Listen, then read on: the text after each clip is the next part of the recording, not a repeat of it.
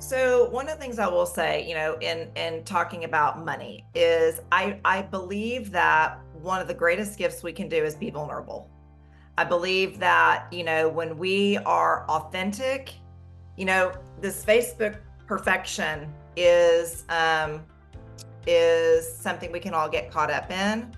I try to be very vulnerable. It's probably why Monique is one of the things that like we connected on. I try to be very vulnerable in a positive way. My life hasn't been perfect. None of ours has. I think that's the message. None of ours has. And so, one of the things that I do believe is that we get to go through challenges in order to help each other in time or help others that are going through the same challenges. Welcome to the Kingdom Minded Mompreneur, where we, Becky and Monique, your new biz besties, both busy moms just like you. We're here to talk all things network marketing, mom life, and how to truly live out your calling. We'll be dropping 2 episodes each week to help you, the busy mompreneur, know the exact strategies to build both your business and your home. You'll hear each week from one of the top network marketers on their best tips for what's led to their success and what's working now. We know that you're here because you are called to something more. You have a desire to succeed in both your business and at home, and we are going to teach you how. If you love what you hear here on the podcast and want to be one of our success stories, join us inside our community, the Kingdom Minded Mompreneur, where we provide a daily social media action plan, additional resources, kingdom coaching, and more. Click the show notes for the link to join. So let's get into the episode.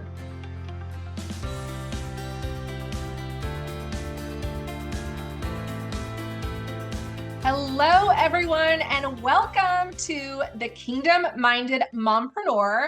We have another top leader that we are bringing to you guys today.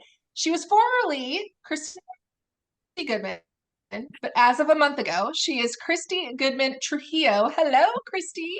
Hello, it's a mouthful.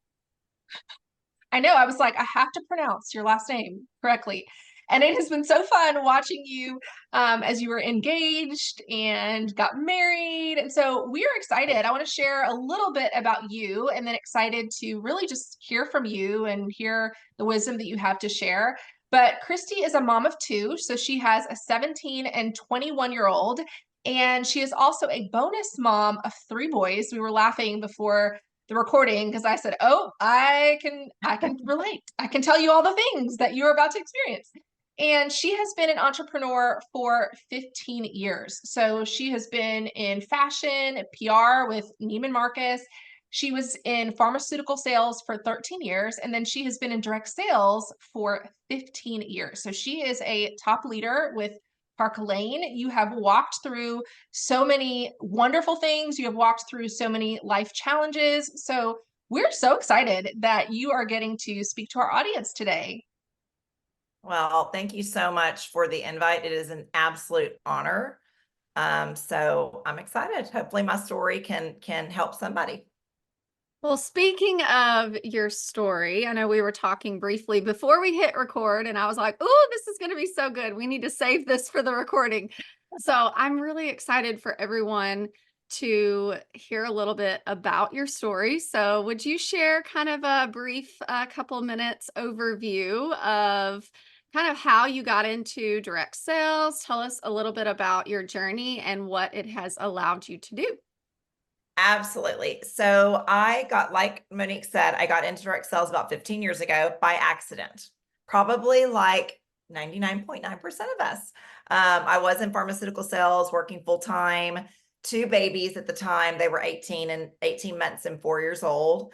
My husband at the time, we owned a business together. He was an attorney. And so we had a mom and pop shop and I helped him run it. So on paper, insanely busy and really had no business starting a business. And honestly, if somebody had approached me and said that that was what I was doing, I probably wouldn't have done it. But it was like, let's try this fun thing with my sisters. So I've worked with my sister for 15 years. And at the time, this is 2008, Hurricane Ike had hit Houston. My sister was an entrepreneur in Houston, and it had really impacted her business. And one of her girlfriends had joined this industry, and she had had my sister research it for her because she's a really, really, really good entrepreneur, really, really, really diligent and very, very intelligent. And so through researching it, my sister was like, huh, maybe this could be like a little extra thing. And so she reached out to me because I had always wanted to do something for myself as well. And I said, well, if you're going to do it, I'll do it. We'll look cuter. That was my business plan. Love that. So that's what I'm saying. If somebody had said a business, I might not have felt the confidence that I had the time, because that is the thing I encounter the most within talking to people within, our profession, that they're or entering the profession. Do I have the time?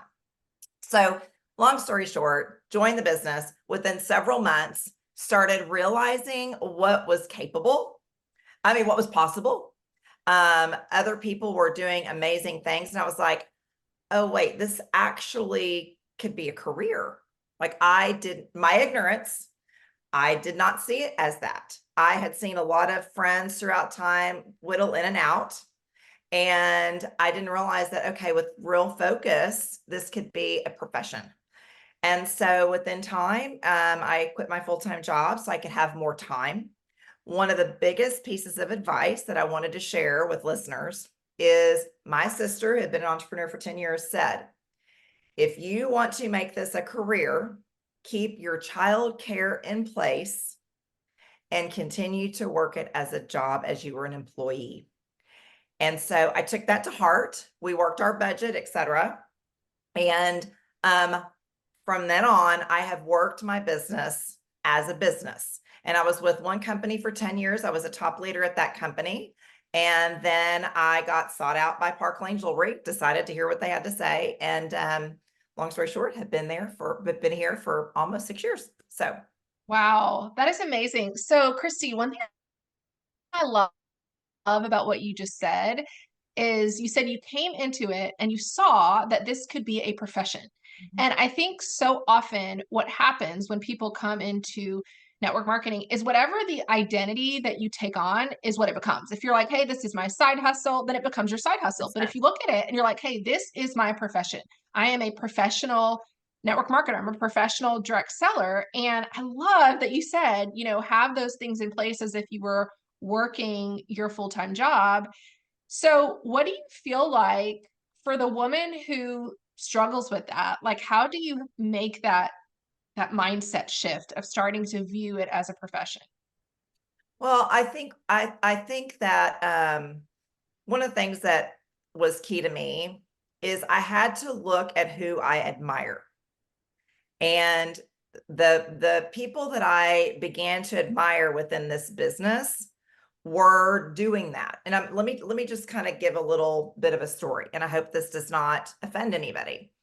But prior to the me being in the business, I saw a lot of, keep in mind, I was 35 at the time. Okay, I'm now 51. I saw a lot of young moms wanting to make a little extra money here and there. And that is the beauty of this business. You can start one week and you can have a paycheck the next week. Okay. But to me, if I was going to do this as a profession, I wanted to be looked at professionally. I wanted to be viewed as somebody that followed through with what she did, that wasn't just like a little here, a little there, maybe didn't return an email, maybe didn't return it. Back then we didn't have text message. It shows the dates me. But so I really wanted to be viewed as a professional, because the ones I looked at were professional. They weren't just a little, they weren't, oh, what's the word? I'm not irresponsible, but like not reliable. And so for me, it was like a mindset shift. If I want to be looked at as a reliable person, as a professional woman, then I have to treat this as a professional. And so it really is a mind game. It was a total mind game to myself. So hopefully that answers what you're asking. I think so. I I love that perspective because I was used to tell people when I was in the field, and even now when I'm coaching people, it's like, treat it like a real job and it'll pay you like one, right? And I would say though, for some people that's easier said than done. And I don't know your history with what you walked through as far as support, right? You obviously were able to do it with your sister, but like as far as like your significant other, like your ex-husband and just different stuff and like your family, like your parents or whatever. I know a lot of people are like, well, that sounds great in theory, right? Like I would love to treat this like a real job, but maybe their significant other is not supportive of that. Like how you mentioned keeping the childcare. I was the same way. Like I was like, okay, if I'm going to go all in, right? Like I know I need Mother's Day out and I know I need, you know, daycare and different stuff, but not everyone feels like they can make that decision. So what did that look like for you? Like, did you have that support or did you feel like I've got to prove this? Or what have you said to women maybe that you've been coaching that say, yes, I want that. You know, I would love to put my kid in daycare or, you know, or have a babysitter a couple of days a week, but they feel like they can't make that decision. Here's what I tell people, and here's what I experience myself. Husbands speak in dollars. And so you have to show them the money in order to then gain the support. What I have found in coaching has hundreds of women throughout 15 years is that if a husband feels, and you say husband, partner, whatever, you know, feels as though there's more money going out than there's money coming in, then they get frustrated, as I would with them. And so it is the husband speaking dollar amounts. And so do what you can to show them you can bring in that money to then make the adjustments with time. And that is here. I had a full-time job. So we adjusted our budget prior to me quitting and doing this. So I had an income, but we had to then I built it to a point to where I was like, okay, I kind of now know what I'm doing. I could dip in and know that I could make a minimum of, for me, I'll just be honest with you, it was health insurance and a car payment because I was in Pharmaceutical Sales and that was covered and my husband was self-employed. So if I could make those two bills within our family, he would have confidence in me then going forward.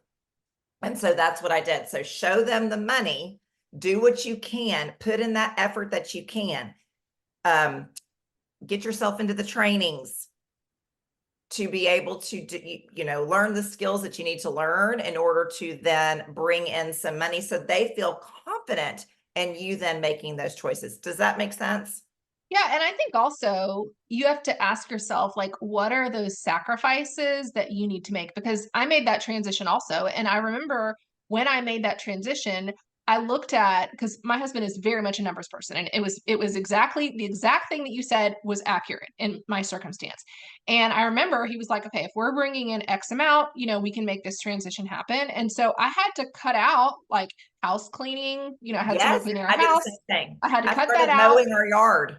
Yeah. Yeah, but if you look at what is going out, and so for me, there were two things that I cut out. I cut out I'd had someone that was picking up my kids from school, so I cut that out, and I cut out our house cleaning, and I said, all right, that's going to make up the difference for, you know, X amount. And so I think sometimes I want, you know, maybe you could speak to this too, Christy, is I think sometimes people look at what is possible inside of network marketing and then they potentially start living a more, you know, upscale, lavish lifestyle or want to have an image of that.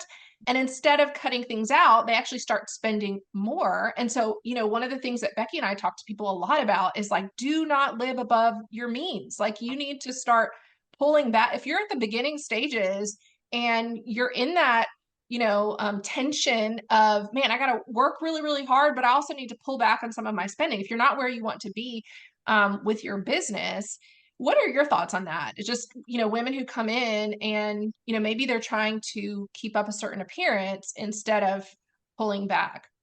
Well, and I'll address that, but can I say something first? Sure. When you talk about making adjustments, the other thing that God put into my head, you also have to be willing to give up Netflix.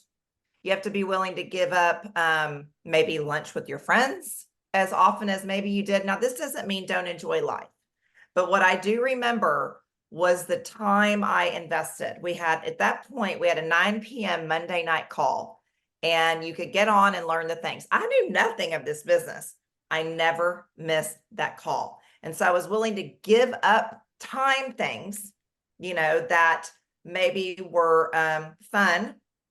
But what I found, because I didn't technically have the time, but what I found is when you start enjoying something, all of a sudden it doesn't feel as though you're working, because I was getting rewards out of it. So I wanted to bring that up as well, because I think a lot of times we aren't willing to give up scrolling, whatever it is for you. So with that in mind, you're gonna have to repeat back to money, Yeah, right? just, just having a certain people wanting to have Image, a certain image instead of being frugal with their right. finances. Well, that is just, it's hard, because you will see, especially a lot of the trainers within our industry that tout the private jet and the Gucci shirt and all that stuff, which I'm not judging by any means, because if you want to do that, you absolutely can. If you get to the point you can. Your point is, when you're not quite there, then trying to portray that image, you just have to keep yourself in check. You just have to keep yourself in check with it.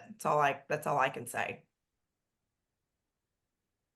Yeah, I think I can tell my briefly situation. When my husband and I were, I guess around 2020, right? Like, he quit his job to help me because we needed childcare. And you know how it is in this industry. It's like, I couldn't just like take a year off, and then come back in, versus that's what he could do. And so we had made that decision. It was kind of like, oh, our nanny at the time was like, I'm not coming over anymore. She was pregnant with COVID, all the things. She was like, I'm sorry, like I'm out, kind of thing. And we understood. So it made it like really hard. But my income, right, went up and up and up and up. And I look back and I'm like, man, I would be so wealthy if I was financially more literate, because I did not come from a wealthy, family. I did not come from, I came from work hard for, what you have, it's like money doesn't come from trees, kind of thing, And so for me, it was like the money came in and I was like, the money went out. I was so excited, And so I do think there's a piece to, I guess, this conversation in this industry that I really think, top leaders need to evaluate and say, okay, I want, obviously, the people on my team to thrive financially and make a lot of money, right? Because we know that's going to help us, right? Like, if you're at the top of a company, that helps you the more you help other people. But I think that financial literacy and education is so important, because you do hear about people, I think we all watched the, which I'm sure is a lot of, whatever to it, but the Lula Rich documentary, like we've all Right, watched right. people, and I know that's a little dramatized, like, let's be honest, Of but course, it's but TV, but yeah. still, you hear there are people out there that they feel like, I've got to have this image, or I've got to have whatever. And I think you're right. Like, at the end of the day, it's on you. You got to keep yourself in check, and, you know, new level, new devil, right? Like, it's like the more money you're making, it doesn't mean necessarily that you need to be, buying a new house or doing this. But I would love for you to share. You mentioned before that you were able, though, to buy your own home after your divorce, and it was like a dream home. So I would love, like, what did that process look like for you, knowing that obviously you are still financially, doing very well? And I think just for the woman out there who is like, I have this dream of having all the things, right? Like you said, there's no judgment. Everyone has their version Sure. of their dream reality, whether it be like living in a van, traveling the world, or Or buying. 8,000 square foot home. Right, Yeah. exactly, It's, right? And so I would love to hear a little bit about what that looked like for you, and were you really vigilant and intentional? Because, there are, and even myself, like, I'm in transition right now. I'm literally sitting here in my parents' upstairs and walking through a divorce. And so I just, for selfish reasons, right? Like, I want to know, like, what did that transition look like for you? And how did you plan for the life that you have now? So one of the things I will say, in talking about money is I believe that one of the greatest gifts we can do is be vulnerable. I believe that, when we are authentic, this Facebook perfection is something we can all get caught up in. I try to be very vulnerable. It's probably why Monique is one of the things that like we connected on. I try to be very vulnerable in a positive way. My life hasn't been perfect. None of ours has. I think that's the message. None of ours has. And so, one of the things that I do believe is that we get to go through challenges in order to help each other in time, or help others that are going through the same challenges. Okay. I believe that is, if we can view challenges like that, we sure can get through them a lot easier. They're never easy, but easier to look at them that way. And so I believe, and I'm grateful now that I had a stage of being a single mom. Because now one of the things I can share about this business is not only has this profession allowed me to get by when the unfortunate happened and a 23-year-old marriage, fell apart. Something I ever wanted. I was the first in my family. I fought it like heck. But it happened. But I was able to not only get by, I have been able to thrive. And it has been just that work over time. I mean, I have a really strong work ethic. I was raised by 3 generations of entrepreneurs. I know that it takes sweat equity. That is, I am not a creative. I'm not a creative person, but I can execute like a crazy person. Okay. So for me, I saved and saved and saved. I went into a rental home and I had a goal, a financial goal. I'll be honest with you, I wanted to pay my house in cash. My word, I didn't do it. Okay. I didn't do it, but that was my goal. And then a house became available that I couldn't pass up. Okay. In an area that I really wanted to be in, et cetera.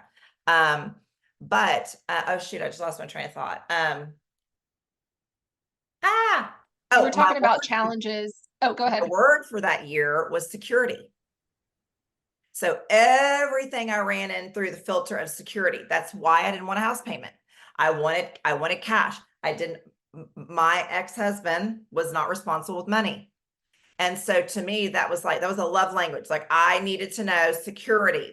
So for me, it was like, I knew if I had what they say to have in savings is 6 months of this and, all those things. I worked to get to that point so that I felt peace. And that's just Christy's issue. That may not be everybody's issue, but the profession gave me the opportunity to thrive as a single mom. And I'm going to tell you something. I have 2 girls that are of the age that are watching everything that I have done. Not always with the most compliments because they're the age, but actually my 21-year-old now and my 17-year-old the other day said, Mom, I always tell my friends, I can't believe you can do what you do being single, because in their mind, when we divorced, all of a sudden we were going to be, broke and not be able to do, anything and live on the streets, like in their mind, because Hollywood maybe like made that, Yes. a thought in their head, and they have now been able to watch me. But what I want them to take away is I've worked for it. You have to work for what you want and be smart, and I'm not perfect. Don't get me wrong, but, I don't know if that helps. No, that does. It's that phrase, more is caught than taught, and Totally. you've Yeah. set this standard for, first of all, like how you should be treated, but also what they are now capable of, right? Because just like you said, their version of maybe, whether they realize it or not, right? Like a single mom are, oh, we're going to be so poor and we're not going to be able to do anything and our life is going to be so hard. And you have said, yeah, it is hard. Life throws you curveballs. Right. It is hard. I have to put in that sweat equity, but look what I have been able to do despite having to walk through a really hard circumstance. And I think that just says so much, first of all, about you, but also now you have broken down barriers that they, right, will not have to worry about, because they're going to have the confidence like, well, mom did this, so like I am able to do this, right? Like when challenges are presented, they're going to say, well, yeah, this is really hard, but they have a role model, right, of what it looks like to overcome. Like truly, you're an overcomer, and I just admire that so much about you, especially my own, I don't want to get emotional, but my own story, and just seeing like what you've been able to do and accomplish is truly incredible. Well, when you go through challenges, which we all will go through, I mean, the number one thing that I'm grateful for, and one of the questions y'all wanted me to prep on was my faith journey, which I would love to share because I know you guys foundation. But challenges are rough, and especially that one. And you can beat yourself up and beat yourself up and beat yourself up and have shame and criticism and all of the things that we do, and tell yourself negative things about the situation and feel horrible for your children and the path that they're now having to walk and all these things.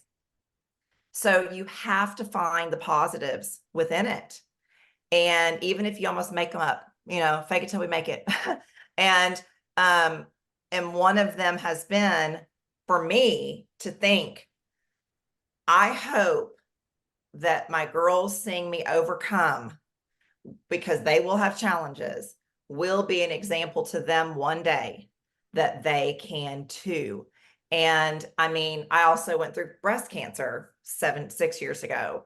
And they watched me go through that as well. And I'm hoping one day I'm rewarded by like, oh, that's why I went through all that crap. That's why, because they needed to have some sort of example. And I mean, I haven't been perfect through it, but you have to find those positives.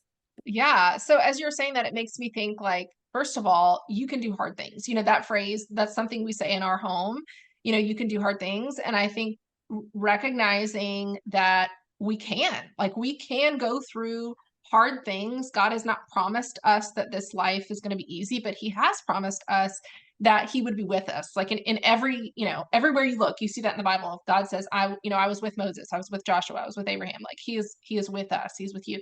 And the other thing I thought was, Christy, you are someone who has a lot of influence. Like I watch your team, how your team admires you. You just had a birthday. You had like, all these people who were just loving on you and just say so many wonderful things about you. And as you were sharing about your journey, I was thinking, wow, like it's not just your daughters. You said your daughters, but it's not just your daughters. It's the influence that you have on all of these people who are watching your journey, and they're watching you handle it with joy and handle it with grace. And so can you speak to that as well? Like how have you seen what you've walked through already impact your team? What are the times where maybe with mentorship opportunities or other people who are walking through things, how have you seen that impact your team? This is honestly one of my favorite questions. I have chills because it honestly, where I saw it be the most impactful was in 2017 when I went through breast cancer. And at that time, your world's falling apart, and you're very uncertain of the future. And what I did was 100% pour into my faith, and the Lord taught me so much through that process. I have always been very type A, very driven, very much needing a plan, and somebody, one of my friends gave me the Jesus Calling book, right when I got diagnosed. And I'm embarrassed to say, I've always been a Christian, for me, but I had to go find my Bible, and it had dust on it. And so but in that time, that little book helped me to then start that daily journey and to understand how he is always with us through every circumstance. And I began sharing the little lessons, honestly, because I needed to. I needed the support of the community at that time, and I didn't even know that's what I was doing. But through that, then you start getting messages like, thank you so much for sharing that. I really needed to hear that today. And to me, that was the Lord saying, Christy, keep going. Christy, keep sharing. Christy, validation. And it's tough because at times you would think, I don't want to alienate anybody. And that's the first thing I will say. I have absolutely zero judgment on anybody's faith. I am so grateful that the Lord is the one who makes that judgment, not me. I don't want that pressure in life. I just want to love on people. But this is my comfort and my what gives me peace. Okay. So my beliefs don't have to be anybody else's. But when I got that validation to continue sharing is when I realized, okay, I've got a platform. And it first came with really shouting, get your mammogram, get your mammogram, get your mammogram. Here I was with a community of women. I sell jewelry, so it's mostly women. Okay. Get your mammograms, get your mammograms. I get mine. They caught it early. I was able to, it was small, it was early detection, all this kind of stuff. And start getting, feedback from that. And then it was faith feedback. And then I began to realize this is my calling. Like I am here to help others. I do have a platform of being, but it also comes with a responsibility, a responsibility of showing up, being honest. There can be spiritual warfare. You start to feel as though when you start to really be verbal, okay, then there's that spiritual warfare, and then you get nervous but through my breast cancer journey, the scripture that I grabbed onto is Isaiah 41:10, which is fear not, for I'm with you. And I mean, I would be in radiation. I mean, it's just repeat. And it has become that is my life scripture. So I've never been a big tattoo girl, never had one. But 2 years ago, I had it tattooed. It's all the way down my spine. I love that. That's Because awesome. it has become my foundation, and the Mhm. spine is your foundation. Yeah. Every day I have fear, even going through a new marriage. It's like the conditioning and the trauma from the past. Oh my gosh, am I going to screw up again? Oh my gosh, do I want to do this again? Oh my gosh, I can take care of myself. I don't need anybody else. And I have to remember, guess what? He's got all my back. Fear not, for I'm with you. Fear not, for I'm with you. And so, I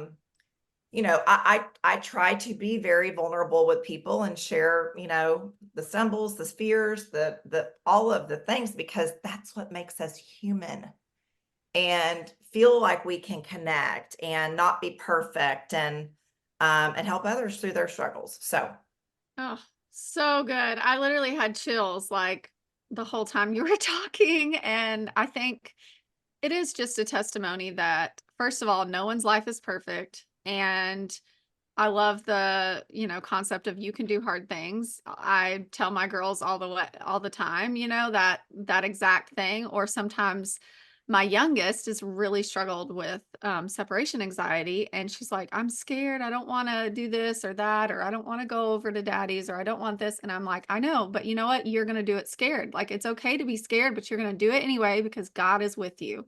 And I think your story, first of all, is so inspiring to me because I do feel like I can relate to you on so many levels, not cancer, but I've had a lot of health Mhm. struggles and just obviously a lot of hard things in life. And I think, so many other people are almost, scared to let others know that they are struggling. Even I do think this is a lot really prominent with top leaders. They're like, I don't want anyone to know that I'm struggling because then they may not want to chase after this too. And I think something that is so inspiring about you is that you're saying, yeah, there's hard things are going to happen, but you can do hard things and look at the life you can build on the other side. And I love your talk about your faith journey too, because I feel like So many people can probably relate to that. Their Bible is sitting on the shelf, that's got dust on it. They don't know where it is. And there's, unfortunately, right, like some shame comes with that, or some guilt, like, well,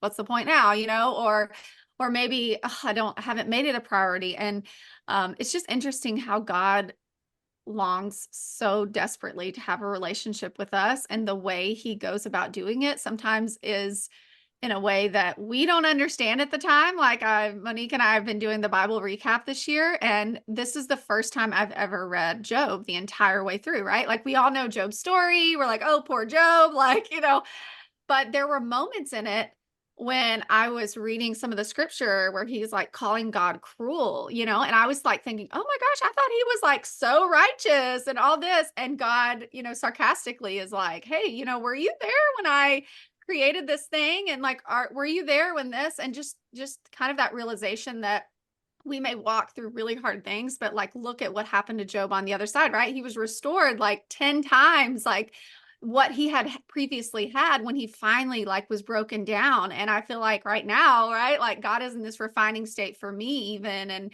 obviously he did that for you. It's like he wanted to pull us closer in, like pull us back to him, so that we can step into the calling he has on our life and fulfill it in a way that maybe we didn't realize before, right? Like you were saying, you're like, I have this platform and look at how I can use it. And it's just such a beautiful story. And I'm just feel so blessed that we have connected with you. And I know obviously our audience is primarily the kingdom minded mompreneur. And I would love for you to share, what is your definition of the kingdom minded mompreneur? We had a lot of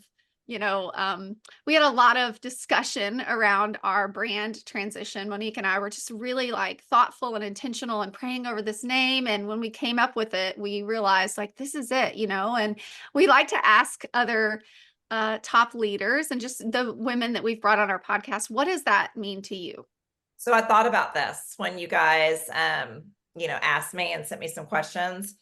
And it was almost like instantaneously what I knew to say. And I wrote it down. It's just letting God guide her, just giving permission to let God guide you, like to really be in all the ways, whether it's mom, whether it's wife, whether it's, CEO of your business, really praying for God's guidance.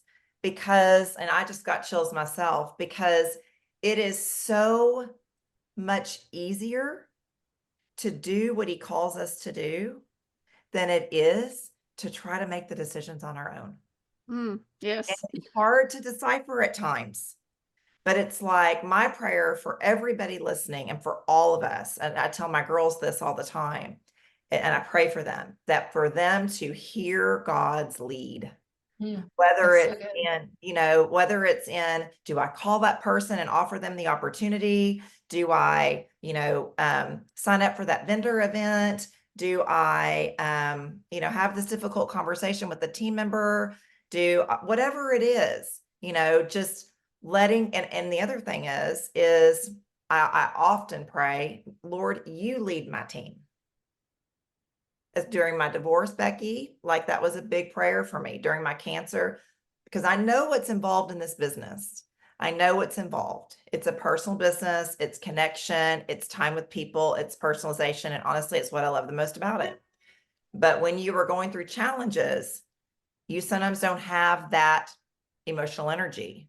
And so leaning in on the Lord, you guide my team. You guide. And I'll tell you, I was told by a mentor, most women that go through a divorce, their business will decrease by 30%. Okay, that's real encouraging at the time you need it. And I was like, oh, no. No, I don't want that. I can't do that. So you know what I did? I just prayed. I'm like, God, you guide me. You guide the team. You help that not happen. And so when I think of, kingdom-minded mompreneur, I just think, just pray for the Lord to lead you in all the things. Oh, I love that. And it also makes me think, I was talking to one of my kids about the God of the Old Testament was like speaking where people could hear. And nowadays, Jesus said, I left the Spirit for you to be your guide and to be your mentor. But, we have to be able to hear the Spirit.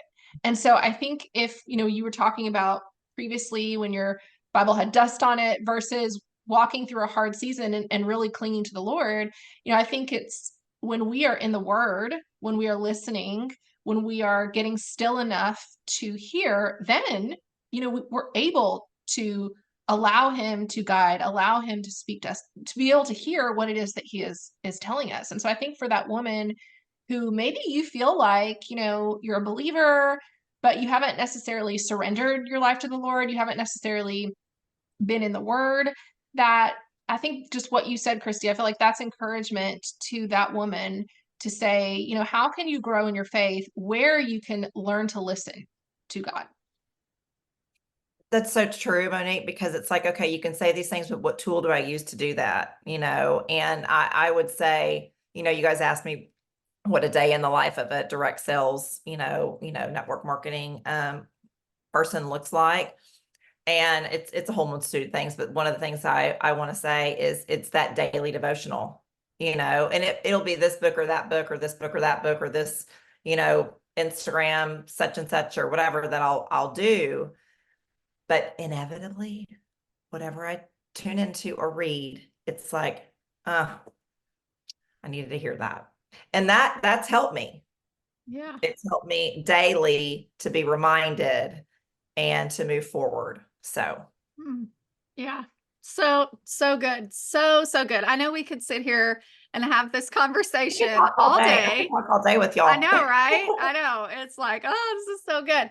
But we want to be respectful of your time. And just first of all, thank you so much for hanging out with us. I mean, I know this is going to bless so many women who listen to it, and it's blessed myself. I know it's blessed Monique, and we just love the work that you're doing. And I know there are some people out there who are like, oh, I want to connect with her. I want to reach out to her. So let us know, how can people find you? And of course, I'll put the link to your profiles in our show notes. Yep, you absolutely follow me. Are you wanting my exact? Well, you'll put the links, but on Instagram, feel free to message me on Instagram. Feel free to message me on Facebook. Feel free to email me, whatever is convenient. I check all sources. I'm not a big TikToker yet. Hope to get there one day, but all the other platforms, I'm there. All right. Well, thank you, Christy, for being with us. Thank you guys so much for the invitation. It's an absolute honor. So best wishes to you and your work that you're doing. It matters too. So thanks. Thank you. Thanks so much for listening to the Kingdom Minded Mompreneur. If you loved what you heard today, could you stop and give us a 5-star rating and review?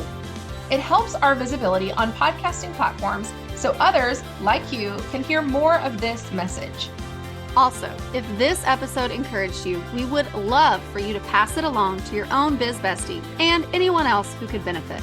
Lastly, don't forget that if you want to hang out with us just a little bit more, join us inside the Kingdom Minded Mompreneur community. Click the link in the show notes. Bye for now.